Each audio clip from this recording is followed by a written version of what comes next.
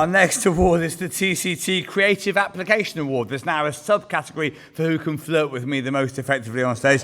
But just in terms of the scripted awards, in this category we celebrate the visionaries who transform imagination into reality with their artistic creations. The highly commended project in this category is Scare City by Singapore Institute of Technology in partnership with Rain Shadow Studios and National Gallery of Singapore. Congratulations to them.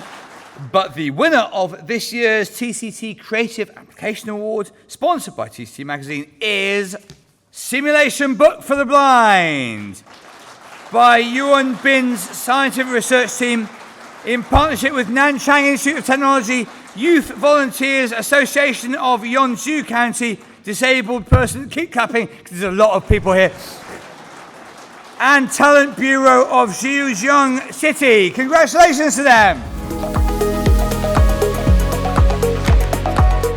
We do have a little message from Yuan Bin.